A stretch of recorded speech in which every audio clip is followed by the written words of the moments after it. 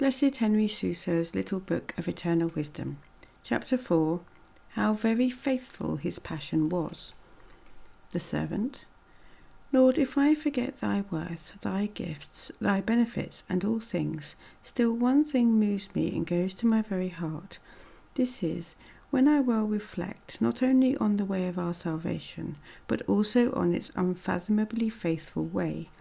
Dear Lord, many a one so bestows a gift on another, that his love and faith are better known by his way than by his gift.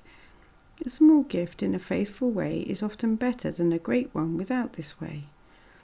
Now, Lord, not only is thy gift so great, but also the way of it, methinks, is so unfathomably faithful. Thou didst not only suffer death for me, but thou didst also seek whatever is deepest in love, whatever is most intimate and hidden, in which suffering can or may be experienced. Thou didst really do as though thou hadst said, Behold all hearts. If ever a heart was so full of love, look on all my limbs. The noblest limb I have is my heart.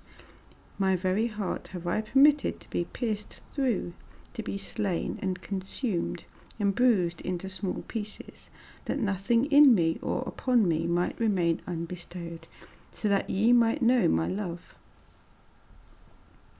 Alas, Lord, how was it in thy mind, or what were thy thoughts? Might one not indeed learn something farther on this head? Eternal Wisdom.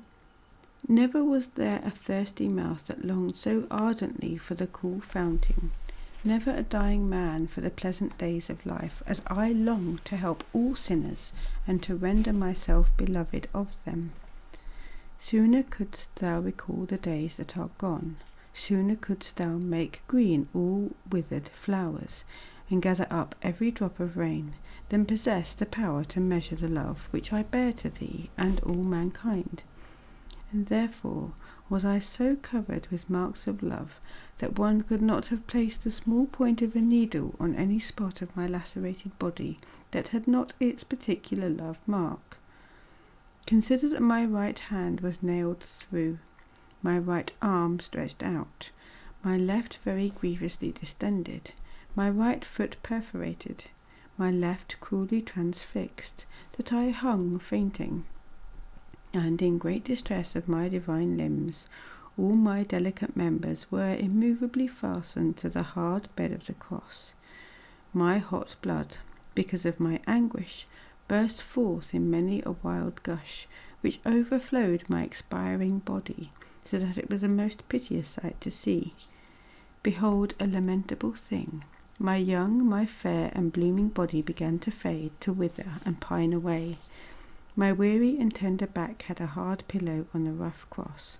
My heavy body gave way, my whole frame was gashed with wounds, and like one great sore, and all this my loving heart willingly endured.